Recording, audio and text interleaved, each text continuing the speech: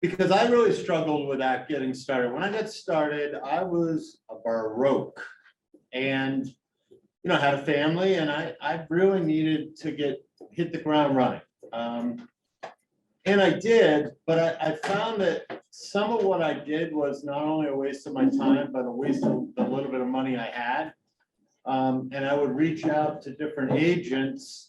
I was not with Keller Williams at the time, but I would reach out to different agents and say, hey, what do you think about this? And I found out that everyone thought it was like top secret stuff, and they wouldn't, they didn't want to share on the off chance that I might talk to someone that they talk to, which I think is kind of ridiculous. So today we're not going to like dive in necessarily really deep, but we wanted to give you some tips and some tricks to how to succeed, and some very specific, well, conversely, some very specific avenues to choose from in order to be successful for lead gen. So that was my big thing there. So here's the good news and here's the bad news. The bad news is 90% of you new agents will not be here after 3 years. You just kick it right off of that, huh? You just start off. I'm Jeff real. does not hold back. I I'm like real. it. You're just keeping it real. So, like it. and that's a fact. And here's the good news. The good news is there's a roadmap for you.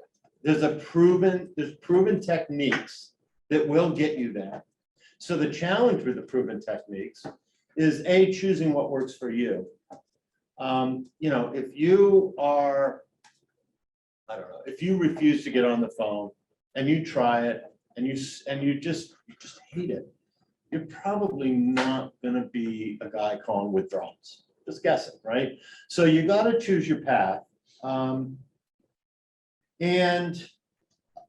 then you've got to track your path. You've got to know that it's working for you, and that's why I pulled these guys together to give you guys an idea of some different paths that you could choose that don't cost you a ton of money. You really only should have 3 to 4 lead gen sources. So here's my thing. I would rather be a specialist than a generalist. So if you have 20 sources and you're doing this and you're doing that, you're not going to be a specialist in any of them. So you're not going to be great at any of them. In other words, if I'm having surgery, I'm not going to a general practitioner, right? I'm going to a surgeon. And that's what I'm talking about here. Get really good at 3 or 4 things. I mean, that's the biggest advice I could give to anyone, because in the beginning, you want to try this, you want to try that. And you never give it the proper time it needs. And you don't really have the skills because you haven't dove in, done the research to make it work. Yeah, let's dive in. Let's start with Yeah, Jeff, really quick. name me a question. I have a question for you. I'm ready. In 30 seconds or less, Tell every seat in this room and everybody on Zoom your name, how long you've been in the business, and your production level, please. Gosh darn it, that's a good question. Why So don't you- I'm in my 5th year now. My first year was a complete waste of time, which is why I wanted to kind of share some tips and tricks. So my name is Jeff Lipkin, 5th year now. Last year did 9 million, did I don't know, I guess just over 35 transactions. Good year. It was a challenging year, but yeah, so that's kind of my history. Thank you. That's a good question. I only ask good questions on days that end with why. So I was hoping that Mr. Savage would Oh, we talk. got 2 savages today. I know, it's a little confusing. We have family in the Don't room. worry, I'm the big boss. That's right. So why don't you tell us name, kind of how long, and your success in numbers, and tell us a little bit about buyer seminar, first time buyer seminar. All right, so a couple things. Of course, my name is William Savage. I've been doing real estate since '98. Last year, we were at 135 units for about 25, 26 million. So before I jump on home buyer seminars, One thing that new agents really need to understand is they have to understand their craft. And I coach football, so I relate a lot of things to football, where the football players, they practice all week long to play a football game on Sunday. So if you're not studying your craft and you're practicing on your client, you'll never be successful. So when we talk about studying our craft, you have to understand your neighborhood that you're in and what you want to ascertain from that neighborhood, as well as studying your scripts.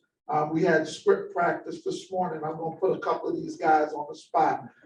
We were in at 7:30 this morning, script practicing. We listened to a motivational speaker. And once these guys start pounding the phone, each and every one of them had success from just the script practice and understanding what they can do. So you have to be willing to pour into yourself. And for them to come to script practice, it was free.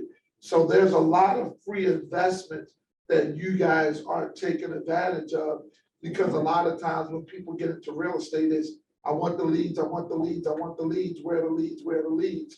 And they don't know where to begin. But believe it or not, this phone right here has all the leads in it that you'll ever need in order to be successful in the business. Yep. So why don't you tell me a little bit about how, well, first of all, right, how a first-time home buyer seminar works in general. But I'm kind of curious how you get people to the table to come and join you as well. That's always a challenge. Right, so anybody can put on a first-time home buyer seminar. So what you have to do is you have to figure out, how do I separate myself from everybody else's first-time home buyer seminar? And how do I drive traffic to, whether it's going to be Zoom or whether it's going to be, in person? What's the catch? So you have to figure out what your catch is, what that niche is going to be to get the people in the room, and then you have to advertise it. When we do first-time home buyer seminars, we advertise on the radio, television, social media.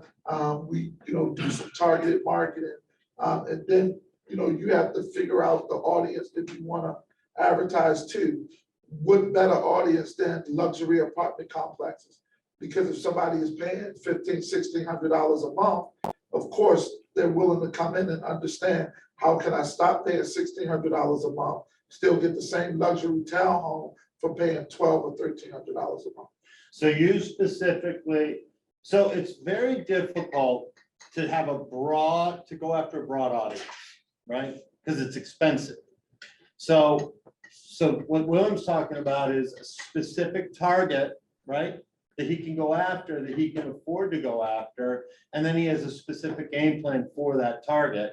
So for you, it might be what? For an apartment building, low money budget, because that's what these guys don't have your money, neither do I, unfortunately. But so low budget ideas on how they might go after, say, an apartment complex specifically. Well, it's free to advertise. Mhm. And it's just a matter of them making a flyer or a postcard. You can print it in the office and you can take it, you can door knock it, or, you can pass it out. So it's my And you could first. mail it, that's not Right, a lot. well, my first home buyer seminar, I had 5 people in the room, my very first one that I've ever done. And you have to be consistent. So we continue to be consistent, but out of those 5 people, 3 people bought houses. So to me, I felt like it was a success. I had a lender, a title company, insurance guy there, home inspector there. Every avenue of the real estate transaction, I had those people there to talk to the people. It's a huge success. Yeah, I mean, Absolutely. that's a pretty good ratio, right? But it sounds to me like, and this goes back to what you said in the beginning, right? It's about honing your skill, and tracking your numbers too. So, he knows what his first one is. He probably knows what his percentage is from his last one. 2 reasons to do that. One, of course, is to save money and to know that your money is going to good use. But the other is, can I get better at this? If I'm doing a home, 3 home buyer seminars and I have no buyers and I've had 100 people through, maybe you need some research. Maybe you need to, work on your skills, right? Right. And so how many home buyer seminars have you done? A lot, Right, yeah, I mean, I probably can't count, but a lot. yeah. Throughout my. And how much have you improved over the several years of doing Well, it? I think each and every one is an improvement. Now, with the way things are going, I think we're going to a virtual state. And the whole thing of a home buying seminar is to get people. You want the data, because if, like I tell people, if you can't buy a house, it's not a no, it's just a not now. Yeah. So it's a matter of when can I buy a house? And if you put those people in the right database, you're able to stay in front of them and continue to have that conversation. And they might come to 3 or 4 home buying seminars, and it might be that 5th one where it's like, okay, now they're ready to buy a house because they trust the process. Yeah, I think anyone that's gonna come to, this is my opinion, anyone that's gonna come to a home buyer seminar, they may not be ready today, but they got the itch. They wanna buy a home. It makes sense to them, right? They may not be in a position to do that yet, but you're putting them with a lender who might help them get in that position. And who gets credit for that? You do, right? You, because you brought them together. So give me a couple of other ideas. Why don't we do this? Tell me a little bit about, like, everyone's in the room now because you've marketed it, and so tell me like the flow of a meeting and how involved you have to be as opposed to the guest speakers you bring in. Well, of course, I mean, me, I'm in charge. So of course, I get up, I have a bunch of jokes that I've actually worked on the night before, and I do my monologue like Jay Leno. People laugh and, they get all warmed up. So once they laugh and get all warmed up, then I just talk them through the process as if, hey, the first step is to get pre-approved. And then we bring the lender up. And then the lender will talk about the necessary things that they need. And then once they pre-approved, we go out, the agent will come up, or an agent from my team, they'll start talking. Then we'll go through that gambit, that spiel. When it's home inspection time, home inspector will come up, insurance time, title company, they all come up. So we walk them through the process visually, and then they can kind of understand it. And then when they leave, 90% of them will have their credit pulled right there at the workshop, so they know where they're staying. So if it's either I'm going to this line and I'm gonna buy a house, or I'm getting in this line and I'm gonna get my credit repaired, or I'm gonna talk to a credit repair specialist who's there. Seems a little like cheating to me. So he's not even doing the heavy lifting, right? He's got specialists coming in each category of a home buying process to speak for him. Is there any little tips that, an insider might give somebody who hasn't done this yet? Tips or tricks? Just preparation. Don't be discouraged about the turnout, and just stay after it. So you have to figure in your mind, do I want to do it once a month? Do I want to do it once a year, once a quarter? So once you figure that out, then you can figure out where I want to do it at. Do I want to do it at a library? What's the location? Can people get to me? Do I want to do it here in the office in the training room? Do you bring food or like refreshments or? not really? Like continental, like that breakfast, donuts, danishes, that type. He doesn't of pay thing. for that, by the way. Of course not. So he's got a lender paying for that, or title or home warranty, so these are his partners and they contribute. Yeah. So cool. Well, thank you. Anything in closing? No, I mean, I'm just here for you. I mean, it's other things other than a home buying seminar that, these guys can do. Absolutely. And when you look around the room, you just see how younger that the real estate agents are getting. So a lot of them do social media marketing. And I know Josh does it on a high level where he has people calling him Is Josh on? all over the country, just, to get into real estate. And I think that I'm gonna put, who am I gonna put on the spot? I'll put Mike on the spot. Because we were in script practice this morning and Mike is scrolling through the phone, and I told the guys, I said, call everybody in your phone. We're gonna start with the A's. if you don't want to call somebody, give me the phone. I'm gonna call them. I'm gonna say, hold on, Mike want to talk to you, and I'm gonna give them the phone. So a gentleman that he really had no idea of calling and talk to, actually the guy told him, hey, I'm interested in buying a house. And Mike is sitting right back there with the hat on. So every one of those guys. I think one of the cool things about this industry is there are a million ways to skin a cat, right? There are a million different ways to get buyers and sellers. It doesn't end, and it keeps evolving, right? But the point is, don't do a million different ways to get a buyer or seller, because you will not succeed. You'll be all over the place, and you won't refine your skills, you know, like William did with his first-time homebuyer seminar. So you gotta pick your avenues. As you grow as an agent, you can pick new ones. You can switch them out. You can even pick more. In the beginning, though, keep it simple, stupid. That's my opinion. So perfect segue to, oh, one more thing. Sorry. So, and some things that they can do, if they have a family attorney, because people die every day. Yeah. So you have an attorney that does an estates, you can create a relationship with attorneys that does estates, because they have to sell those estates. If you have your favorite funeral home, go there, create a relationship, because when they're sitting down and the family is grieving, people have a house to sell. You have to look at every single opportunity to be able to create business for yourself. Go ahead. I love that you just said that, because I don't know if I'm a geek when it comes to researching market stats. And in the end of 2020, it was one of the highest divorce rate years. So partnering with divorce attorneys in 2020, there were some agents that cleaned up. On that up note, on that good And news. it might seem like that you don't care, you're being insensitive. However, it's a way to create business for yourself. So you have to get out there, you have to create the relationships.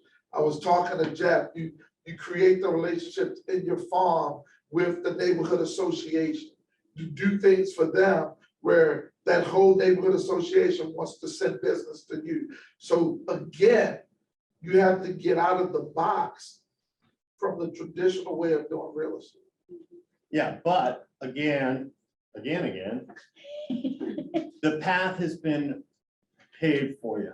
It's there. You just got to find the right people to guide you, to hold you accountable, and coach you, which is, I mean, I'm going to say it now. Keller Williams legacy has free coaching. I used to pay $1,200 a month for Tom Ferry to coach me. Guess what I pay now? $0. Guess what? I get coaching. Because I don't want to do, my team did 18 million, me and another guy and an assistant. I don't want to do 18 million next year. That's not my goal. My goal next year is 30 million, right? Yeah. So how am I going to get there going down a path I'm not familiar with? I've never done 30 million. How am I going to get there, right? I'm going to utilize free coaching. So, but so let's move on. Awesome job, man. Really great insight. Let's talk to Josh Savage. Josh, are you there? Yeah, I'm right here. Awesome, man. Can you introduce yourself? Let us know how long you've been a realtor and give us some general numbers you've been doing. I'm Josh Savage, the better Savage, and Very competitive. I've been a realtor for 6 years now, and I'm not your traditional real estate agent. I actually don't really focus too much on volume. I just focus on just selling as many units as possible.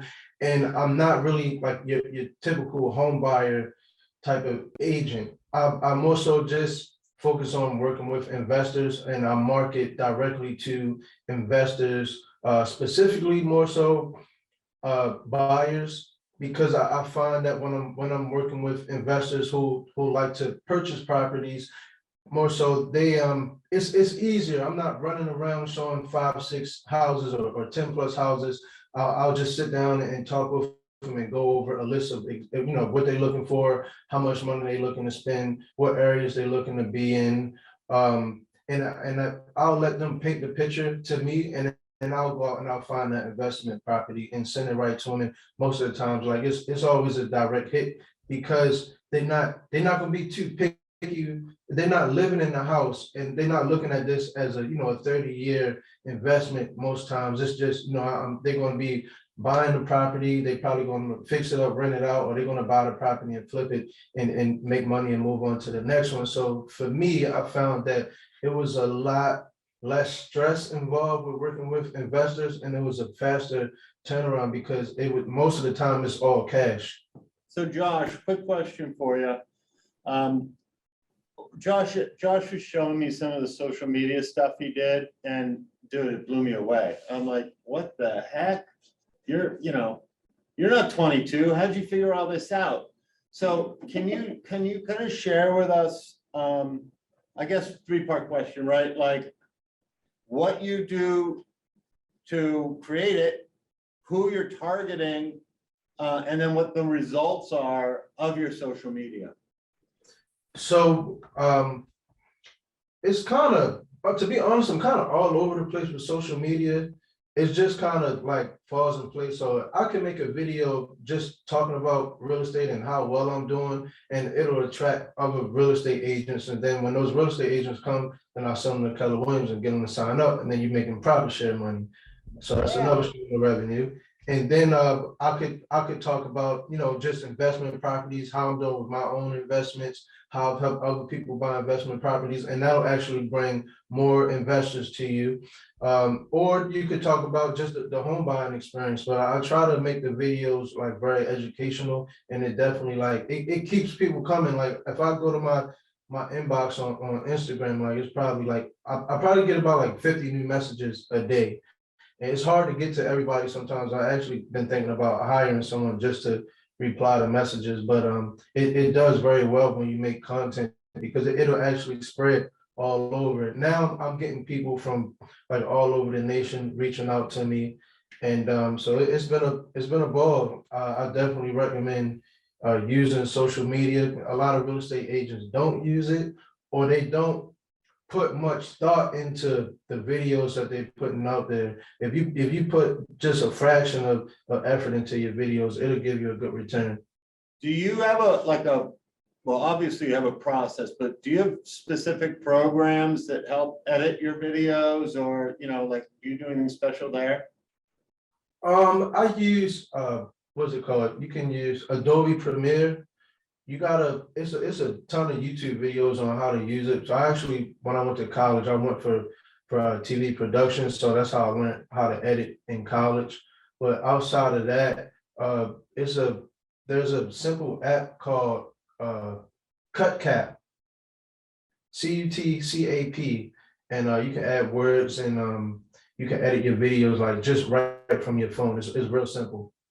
Can you make me look thin? I think I can. Okay. Yeah. So how do you get it out? I mean, obviously social media, you have your Facebook and LinkedIn, but how do you capitalize on making sure it hits as many people as possible? So sometimes you got to do paid promotions so that your videos will reach more people. If you don't have a business page, I would recommend switching over from a personal page. That's a lot of people have a personal page that's private. Like when you're in this industry, you really can't be private. You got to put yourself out there and let people know what you do. So you got to take your page off private, switch it over to a business page. You got to pay for promotions. You got to check your insights to see how many people you're reaching per video that you put out, or per picture that you might post, and you want to make sure that you're putting captions there that tell a story, because it really brings the engagement to your page. And I like to just think of it as, all right, like the more likes I get, more followers, the more people in my inbox, but you can convert that over to money with good engagement. And so when you started, right, compared to today and the success you've had with video, what percentage of your growth do you attribute to doing videos? To be honest, in the over like the past, say it again.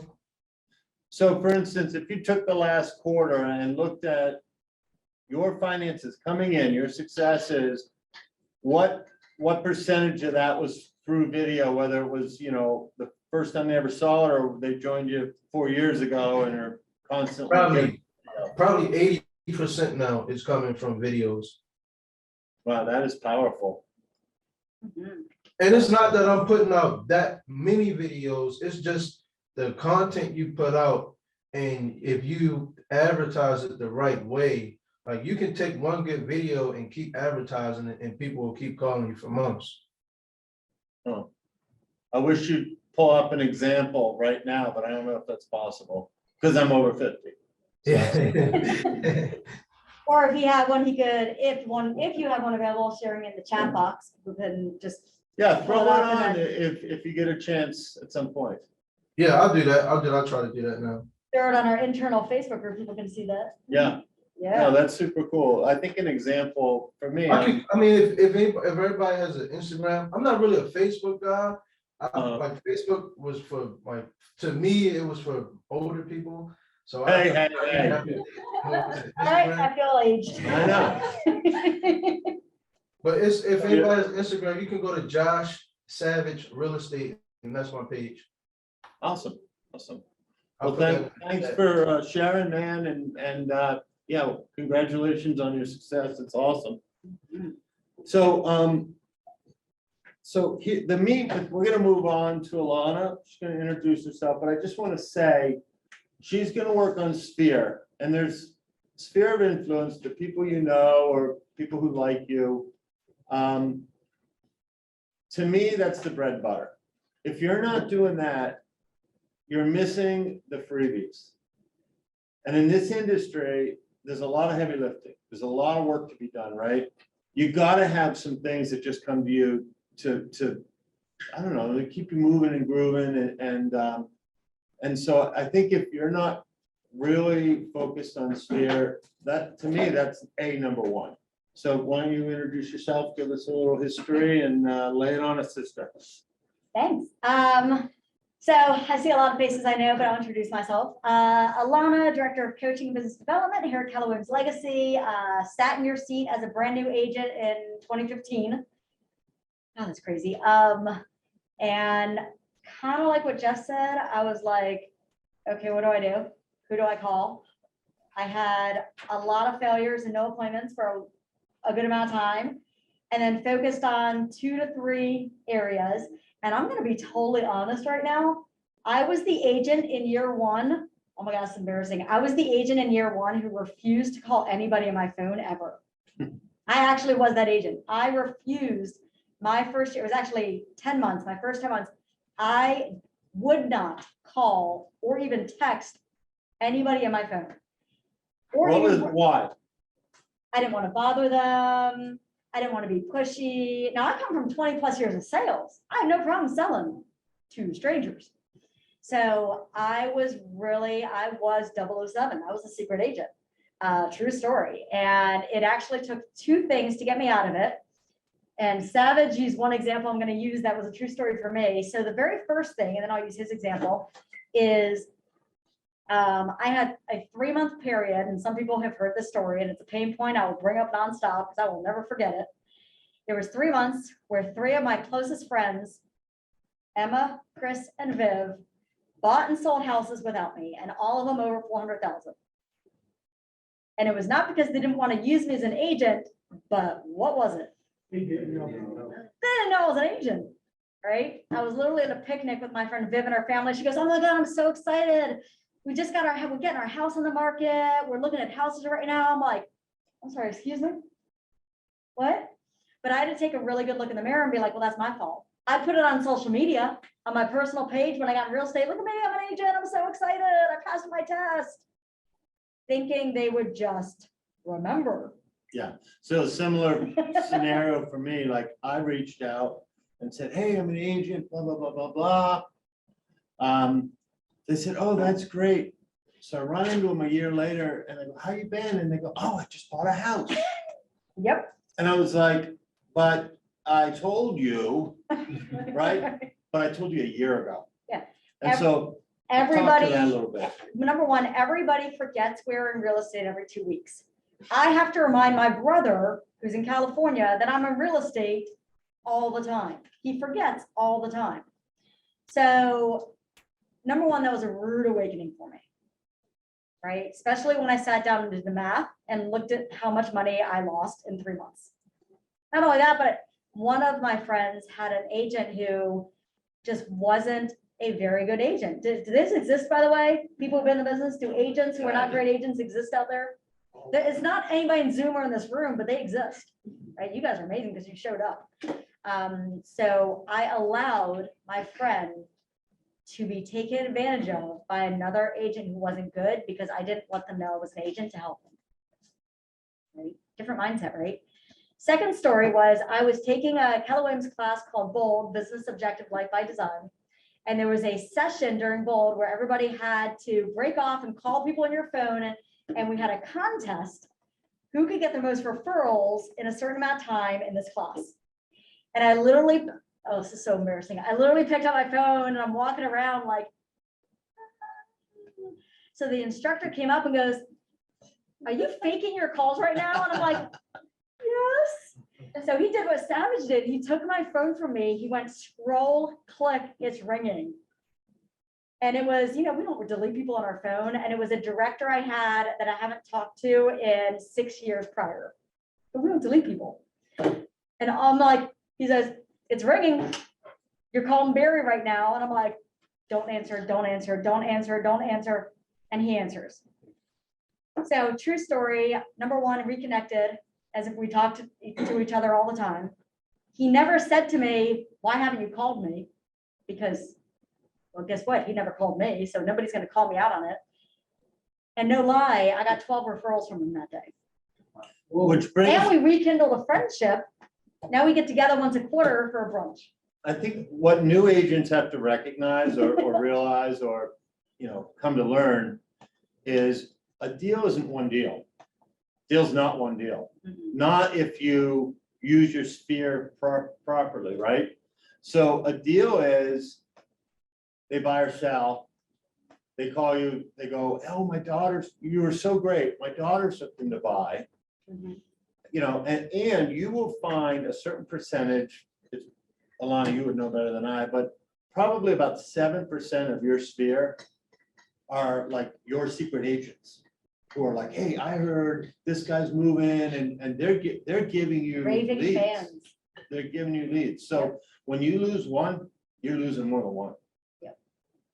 Hey, tell me about, so obviously phone calls, I mean, if you're not good at it, and I said earlier, if you're not good at it, don't do it. That might be the one exception, by the way. But tell me, So- go ahead. Yeah, so with the sphere, here's the thing. Keep it really simple. There's 3 best practices that work. Choose one of the 3 that I'm about to say, and it works. So there's phone calls, there's texts, and there's DMs. Pick one of those today and say, okay, in my phone, I'm gonna start with my A's. I'm taking right out of Savage's book right here. Yeah. I'm gonna start with my A's. By the way, this also helps with phone bias. Everybody know what phone bias is? Phone Yeah. bias is where like, no, no. I talked You're to laughing them because we do it, last right? month, so I'm You know not gonna what? call 'em. No, I don't feel like talk. Oh, they talk a lot. No, right? So just keeping it simple and be like, all right, here's my first A, Adam. All right, let me call Adam. So you're either gonna call Quick Adam, or you're gonna, question. I'm gonna interrupt you. okay. I'm gonna interrupt you. I was like, So I think one of the reasons people have that fear, right, is they think they have to jump right in. And maybe you do, right? Because it is a business call. How do you kind of handle that first call? What do you say? well, number one, it can be a call, text, or even a DM. Okay. If you don't like calling people, text and DM people. It's 2022. I don't even know what year it is. Yeah. Right? But eventually we do need to talk to them. Yeah. So there's a method. Here's the thing, make it a, I'm calling to catch up with you call, right? So it may sound like something like this. Maybe I haven't talked to Jeff in a while, so it might be like, ring. Hello? Hey, Jeff, guess who it is? I don't know. Well, that means I'm not coming up in your phone. It's Ilana. It is Ilana, how are you? Which, by the way, if you said that, I'd be like, oh, it's Ilana. Maybe you didn't say my number. hey, listen, it has been forever, man. I just was scrolling through my phone and was like, I haven't talked to you in forever. How, like, what's going on in your life? Oh my God, there's so much to talk about. Kids are good, wife's working hard. Trying to get me to retirement. I'm working her hard. Got it. So here's the thing. Obviously, we're not going to go down this whole thing, but my conversation with Jeff is going to be natural. How have you been? I've been thinking about you. Now, at some point in time, I'm going to be like, how are the kids? It's called a conversation, right? And then what is he going to now ask me at some point? How's work? How you been? How have you been? What have you been up to? They literally give us a question that allows us to put a foot in the door. What's the foot in the door? The Well, real estate foot, right? Mine is, I always like to ask people, how's work go? What are you doing for work? And then I shut up, because they're gonna ask me. Have you been remote? Have you been in person? Right, so they're gonna go, oh, blah, blah, blah, what are you up to? How's work going for you? And that lets me talk about real estate. They've asked me. And then the final point to that is never be afraid to ask for the business. There's a statement out there, and it's if you don't ask, the answer is always no. Always no, because you never ask. So people who are not in real estate, which by the way, I refer to them as the outside world. Okay. My husband, he's at the outside world. They don't know what we do. So they literally think, I ran into this guy who I worked with at the university years ago, no lie. I'm walking through the parking lot, and he comes up to me. He's like, oh my God, I haven't seen him in 5 years. Like, what have you been up to? And I'm like, I'm in real estate now. He's like, damn, you're a baller. He's like, you're making so much money, because he thinks it's HGTV. He thinks business just falls in our lap. So we have to say to people, listen, I am building my business to help as many people as I know with their real estate needs. What real estate goals do you have for this year? Or who do you know with a real estate goal that I can help? Right? Tell me That's about- it right there. I'm gonna switch subjects just for a second. Tell me about Ford. Oh, Hit Ford for me. 'Cause All I right. think that's makes Okay. an easy conversation. all right. Put me on the spot. I love it. Oh, and I love it. Family Melissa put in the occupation- chat. Look at this. family Melissa put it right in there. occupation, real estate dreams. So I love it. So Ford breaks down a conversation. Ford allows you to have a conversation in a conversational way. It breaks it down into family, occupation, recreation, and dreams. Now, here's what you don't want to do. You don't want to be like, how's the family? How's work? What are you up to? What's your recreation? What are your dreams? That would be weird. Okay, don't do that. Just pick one. If you know they have kids, talk about family. If you want to talk about occupation, Jeff's example, just, hey, how's work been? Have you been remote or back in the office? Right? What's that been like this year? For longing for conversation. Recreation, hey, what do you have going on? What's your question? What was the? Ford, Dream, FO. so it's family, Uh. occupation, recreation, dreams. So dreams might, dreams could be so many different questions, right? Dreams could be something like, any travel plans for this year? When are you gonna retire? When do you plan? If you know someone has been thinking about retirement for a Right. while, be like, is this the year? Yeah. Right? So really what you're getting at is, Did that answer your question? yeah, and what you're getting at, and everything I've heard you say really is, when you're in a discussion, it's easier to come from contribution, i.e. like, what are you up to? How are you? How are the kids? Like, it's easier to come from that than trying to take something. I want your business. I want you to sell your home. I want you to buy a home from me, right? So you gotta lead from, I call it contribution. I guess there's other ways to phrase it. Now, 100%, lead from contribution. Right now is the easiest time to start with your A's today and work right through them, whether it takes you 30 days, 60 days, 90 days to get from A to Z, depending on how many people you have through your phone or through social media. I will share this, and somebody in the other class earlier this week learned this from me. There's an agent who she despises the phone. She'll use it to follow up with people. She'll use it to connect, but she is all about social media. So she went on one day, she took 1 hour and she sent 70 DMs. Okay, and it was literally copy paste. She would have sent more, but Facebook shut her down. Facebook closed her out for 24 hours because she didn't tweak the message. But it was literally, hey, reaching out to everybody I know in my social media family. How have you been? Happy New Year. It was actually February of a few years ago. Any real estate, I'm in real estate, any real estate goals you have this year, I can help you with. Number one, she made so many contacts because people were responding back to her, but in less than 24 hours, she got 4 ready to go buyers. 1 hour work, she got 4 buyers. The business is there. No, There's no and the lack of big business. question mark is how do I find it, right? Yeah. And that's really why we're sitting here, but I did want to ask you one other question regarding Sphere. So how do you manage, and I know a lot of people are familiar with our commands, but tell me about like your smart plans and how you might like move forward with a new prospect. Yeah, so I'm gonna take, so Savage says something crucial, let's follow up. 80% of who you talk to are future business. So if everybody in this room talks to 10 people today, 8 of them has a real estate need, but not today. Unfortunately, we're programmed for instant gratification. So if we don't have a system in place and a follow-up in place, and we're not staying top of mind, we're actually missing out on 80% of our success that we You're can have. chasing your tail. We're chasing our tail. We're working harder, not smarter. So here's the thing. I don't care what system a person uses. Mhm. Yes, do I preach command because that's what I use and that's what Keller Williams provides? Of course.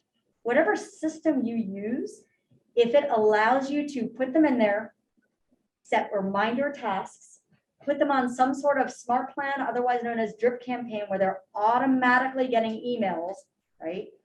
This month on the 19th of January, over 1,800 people got an email from me reminding them I'm in real estate. I did not sit down and type up 1,800 emails, right? I set that in 2019 and I have never adjusted it once. I just had people do it, right? Set it and forget it. Set it and forget it. Set it and forget it. You guys get text messages from us on Fridays. We send 305 text messages every Friday here. Wow. Melissa does not sit down on a Friday going, let me text Jeff. Right, let-" right. No, Well, that's now I'm awful. offended. I thought. I'm she was sorry. texting me. I know. I'm so sorry. I mean, just you, but nobody else, you know. But no, there's a, use an automatic texting system. Use drip campaigns, smart plans, whatever your system provides. Use the follow-up that's in place in your system. It's almost like having a personal assistant in technology.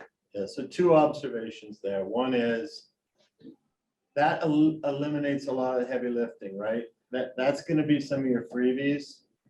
And that's important. And the second is if you don't do this, you will be walking down the street and you will run into a friend and they will say, I just bought or sold a house, and it won't be from you.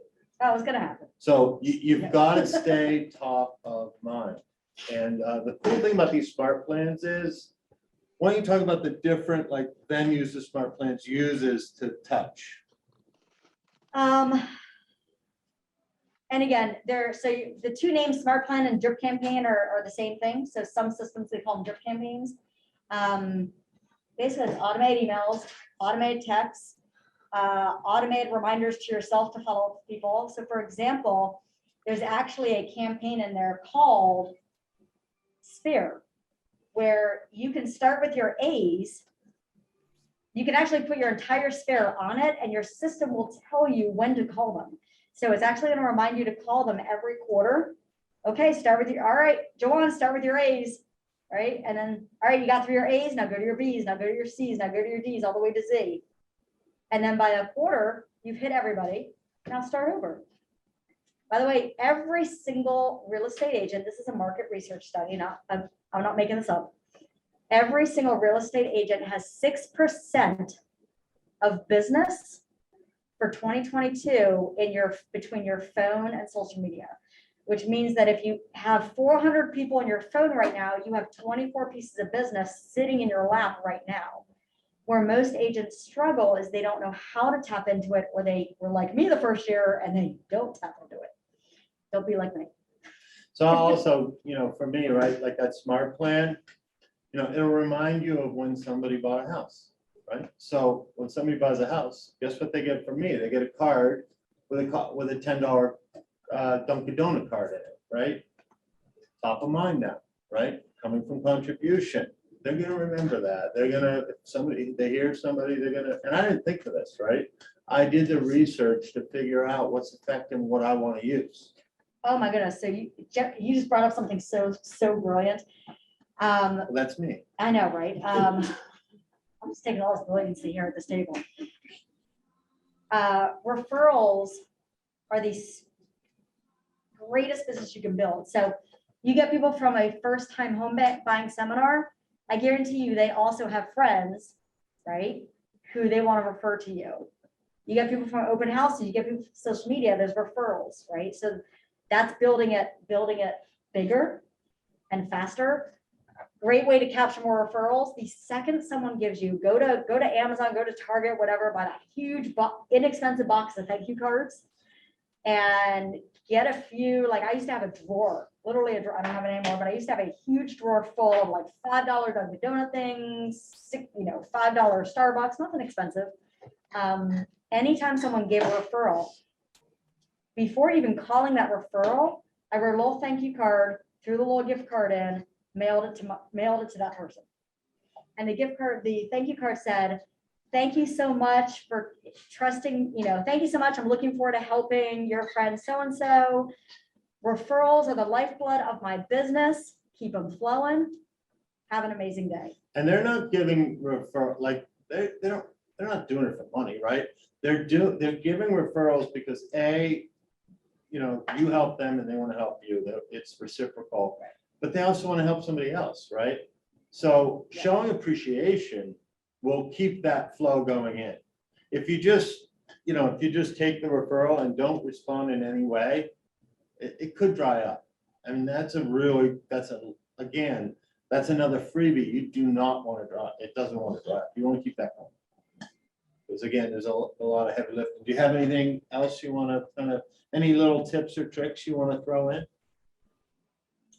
Yeah, we hit a lot. I would just say, What if we want to practice like script practicing a little bit more? Like I know there's the opportunities that we have on Tuesdays and Thursdays at 9, but is there other opportunities? yeah, that you do? Savage, you mentioned your team was in here at 7:30. I know, I'm jealous. Okay, can I just say right now, so I just want to highlight something right now. So Savage, you and your team showing up, agents showing up in the morning to kick off their day, to practice the one thing that leads to more business, which is your conversation.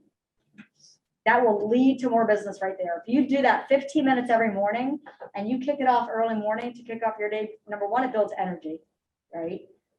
And you will outproduce every single agent out there, period. If you do that every day, 5 days a week, it is a guarantee you will outproduce every single agent out there. And I guarantee when you start, you're not going to be very good. I know, I feel miserable. Right? Yeah. So, just like an athlete, right? Just like, a new quarterback on his team. I used to hang up on people. Don't do that. I was so scared and I was so nervous on what to say that I totally messed up on everything. Like I literally would get like a for sale by on the phone or expired or something like that. And I'd be like, yeah, like, and then, I would call back and like, oh my God, I'm so sorry, we got disconnected, but I was Just kind of flustered, I didn't know, flabbergasted, it was a hot mess. My first 2 months was a lot of learning. Can I add something to that? Yeah, I think that if you really listening to this and you want to start making cold calls, like practice tonality, like the rise and fall of the pitch in your voice will really engage a customer more with you. That's just a To get all that information, you can, there's that information is available to you. right there, like William Savage's team does script practice every Tuesday and Thursday, 7:30, right here in the office. Yeah, that's big.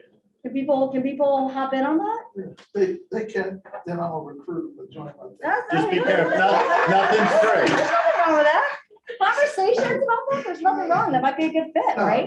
But they can, Bryce was there this morning, and when you said, we practice it a couple times, then we get in to make the phone call. But let Bryce talk for a minute to tell you how his experience was this morning. And Bryce, basically, tell me how it went. It went okay. Come on up here, Bryce. That was a- Come on up here, Bryce. so they I was gonna say, can this is gonna, this is, Come on up here, Bryce. Let me guess, you got $2 million listings. I wish. Yeah. while Bryce is coming up, we also in the office do have every Tuesday, Thursday from 9 to 9:30. So there's so many different options. We had people this morning where we went through from 9 to 9:30, some practice. Bryce, love to hear Tell it. us about your morning. It was hard, honestly. Yeah. It was troubling. But How then- long have you been doing it? You just started today. You just started today. Just started today. So you this- specifically just started making calls today. with lead generation? Yeah. No, I've always lead Okay. generated. I So like tell me about CR. today. Today was different because we practiced with his team, and then he had us keep doing it over and over until we critiqued it and got it as best to the ability we did it to. Mhm. And then he had us make calls. But Who were you calling? What segment of business were you calling? he just said, scroll down your contact list. Okay, so Call it. contacts, I got you. So I just called anybody from my contacts, but it was certain things I was just missing, like I was missing it, get their email address, asking, can I put them in my CRM? It's just a lot of things I need to work on. So It's not maybe you easy. should have It's not created easy. like a little cheat pad where you go, check, check, check, check. Yeah, That may help, because when you're on the phone, you can get a little flustered. But by having a little cheat sheet next to you, so you make sure you're leaving with the right information. And the other thing I would say about lead gen through a phone, it's not just your sphere. Honestly, that's the tip of the iceberg. That's the easiest. There's absentee owner, for sale by owner, withdrawn, geo farming. I mean, we can go on and on, right? So geo farming your specific neighborhood, like, you know, you could call everyone that owned a house for more than 50 years. It's all there, right? So, you know, it's more than just calling your sphere, because let's say you have 200 in your phone, eventually you can't call them every time, right? So pick a venue and get the scripts to become the agent that knows what he's talking about. Learn the script so you can talk about, like Joshua said, to your tone. When to raise your voice and when to, you know, be soft. Greatest and easiest way to have faster success on the phone I would agree. is stand up and smile. I had this office here at Legacy, and when I say office, it was literally, I found a closet and I took coats out of it and I went in there with a headset on, no lie. If Sean Wilson was in here, he used to see me back in the day doing this. And I took a mirror and I put it up on the wall and I literally looked, it's very uncomfortable, by the way. But somebody told me to do this and I'd have more success. So And you I love will. success, right? And you will. So if you stand up, your tone will automatically change, your energy will change, and they feel it on the phone. And then if you smile in a mirror, they're gonna hear it on the phone, which makes them actually wanna talk to you even more, and they're gonna open up to you even more. So we have 5 more minutes, so I'm gonna move on. You have a Go question? ahead. Somebody, so Denise on Zoom raised her hand. I think she has a question. All right, Denise, what you got? My question was, I know we're talking about making phone calls, calling potential clients, because that's what they're going to be. So my question is, how would you actually, what would be really like top questions you would ask someone when you're making these calls? Because that may be important, like he was stating, he had forgot to ask for an email address and things of that nature. I mean, just some suggestions. I know you can't give us all, but you know. Give it. I mean, So like Jeff 2 was saying, minutes. I mean, you wanna have a cheat sheet in front of you, and I think these guys, they had a daily call log in front of them, but they never looked at the call log to say, what's your email address? And once the person okayed to say, hey, please add me to your database, those are the kind of questions you wanna ask, like the email address, your phone number, because you wanna start creating a relationship with them. It doesn't necessarily mean, hey, you don't want to buy a house now, we're gonna add you to the database. As information comes up, we're gonna send it to you. And then you're gonna look for that trigger that's gonna make them interested. Like, for example, if you can get them grant money to buy a house, if interest rates go down to 1%, those are the kind of messages you wanna start sending them, and then they'll get excited. but there's different scripts, right? For different situations. Pick a situation, reach out to Ilana I have scripts from Ilana. Get some scripts and study it. Save a whole bucket of them. Study in front of a mirror. All right, we got a couple minutes left, and I want to talk really briefly about something near and dear to my heart, because it's truly a free opportunity to get yourself in front of people who want to buy a house. What more do you want, right? Similar to your, your buyer seminars, right? Which is open houses. So open houses, I don't have time to go through all my techniques, but really briefly, when I started, I had nothing. So but the guy said, go do an open house. I go, I don't have to do an open house. I wasn't on a team. I didn't have a coach because I wasn't with Keller Williams Legacy. So I go, well, I better go to some open houses and see how you do an open house. So I went to like 20 open houses. And guess what? Not one of those realtors gave me a reason to use that. I go, this is strange. They told me a little bit about the house. They were nice. They didn't have a hook. They didn't have a reason to call me. They could have called anyone. If they went and saw 5 open houses, they would have picked me out of a hat, right? So you want to better your odds in every situation that we've talked about, right? By honing your skills and by giving them a reason to call you. And that's the beauty of an open house. So for me, I did a lot of contracting as a young guy. I check out the house and I go, hey, you want to see something? And I'd pull down the latch for the roof and I'd say, now with an open house, you can never bring out any faults because you're representing the house. But I'd say, if there were water stains up there, and there aren't, you might be concerned that there's a roof issue, right? So then we go out, we look at a shingle and say, this is the characteristic of a good roof. Here's the characteristic of a bad roof. If you were a first-time home buyer, wouldn't you want someone that understands what a good house is, right? That's just one of my little games I play, one of my little skills that I have. Here's the other thing I'm going to tell you. With open houses, with meeting a buyer, meeting a seller, listing appointments, it's about data. And it's so easy to grasp. So if I go out on a listing appointment, I scroll the area on MLS and I go, hey, by the way, Mr. Seller or Mr. Buyer, did you know in the last 6 months, 18 homes sold, all for about 5% over in 7 days, right? So if you're a buyer, is that good information to have? Yeah. Don't you want an agent that knows this so that he can guide you properly, right? So data. Be the expert. That's what data will give you. You don't have to, remember we started with, don't be a generalist, be specific, right? Create a game plan for everything you do. But data will make you the expert.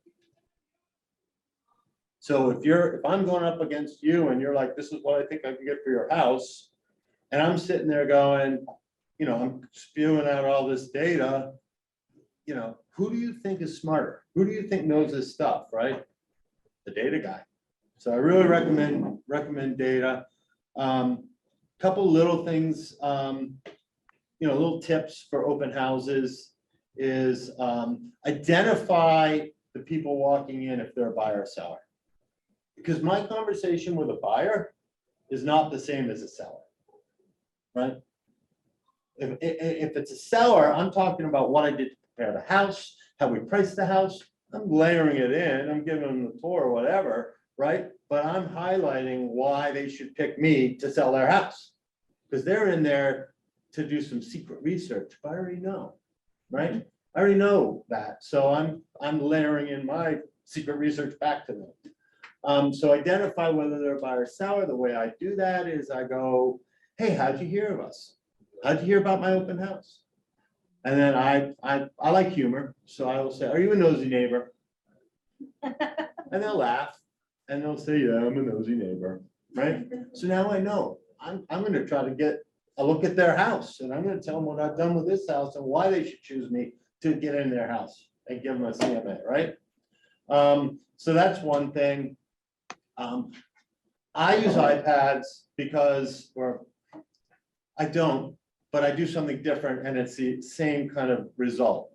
I got sick of coming home and going, I can't read this one. This one's the wrong number. this one's the number of someone I know, and it's not, you know, right? So they give you false information.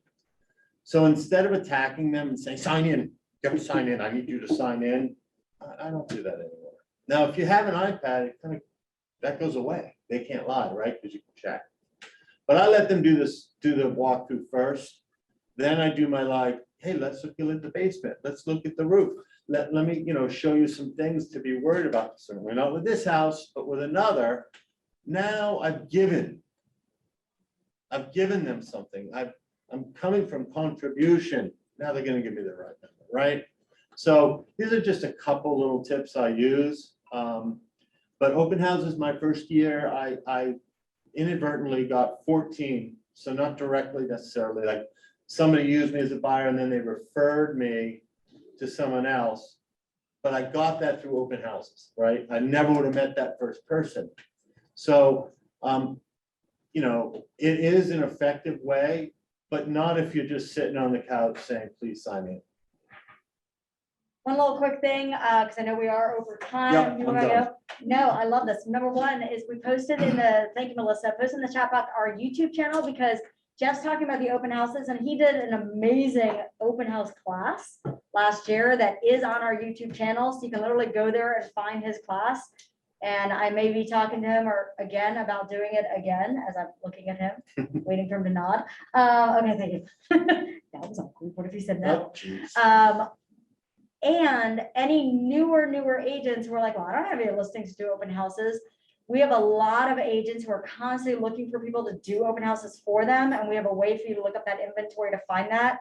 So just reach out to our coaching department and we can get you all that information. And I would also add to that. And your team, of course, has open houses if you're on a team. Yeah, some open houses are tough to get because everybody wants it. So definitely look at coming soon and reach out to an agent and say, hey, I'd like the opportunity to do that. You know, you'll be the first on the list. Yep. Well, I think that's about it. We're gonna probably do another roundtable in a month or so. But I hope you guys got something out of it. Any real quick questions before we hang up? Just a heads up that the next session in the series is leveraging relationships with vendors, and that one is February 20th from 11 to 12 too. So we'd love to have you there for that one. And the reason we chose that is when I got started, I had no idea the power of relationships through lenders, mortgage, home, like these people will contribute to your business, right?